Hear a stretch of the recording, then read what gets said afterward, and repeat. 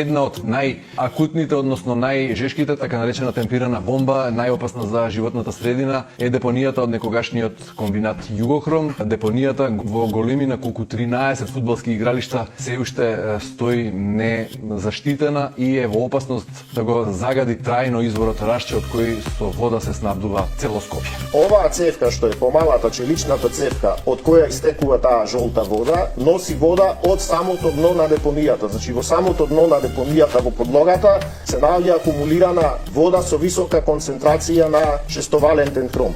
Шествалентниот хром е многу токсичен.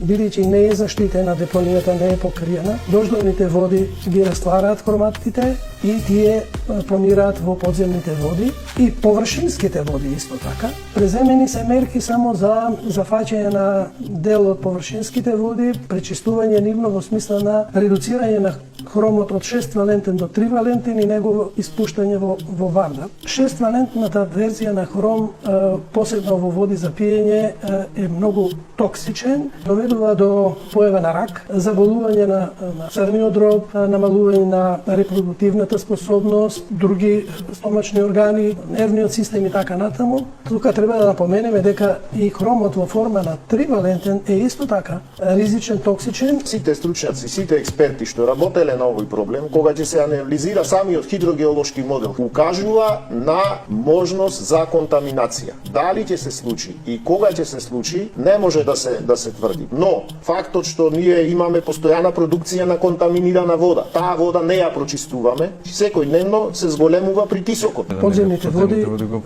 константно се оптоварени со нови количества на хром. На контаминен. Купниот отпад е 1.100.000 метри кубни. Волумен, купната маса на материјалот кој го има депонијата е 2.200.000 тони материјал. Тоа се 100.000 камиони. Самата депонија се наоѓа на една исклучително неповолна локација. На некој да му дадевме задача да ја избере најнеповолната локација, не знам дали ќе ја одбереш. Од едната страна на 20 метри до депонијата поминува пруга. Од источната страна поминува патот Радуша-Тетово. После него е реката Вардар. Одма после реката Вардар е Жеденскиот масив. Од северна страна се наоѓа река Габровница. Сите технички решенија се со сериозни предизвици. Факт е дека не значи дека нема решение и дека ова не треба да биде алиби. Во самата студија е потенцирано и објаснето и прецизирано дека решенија постојат.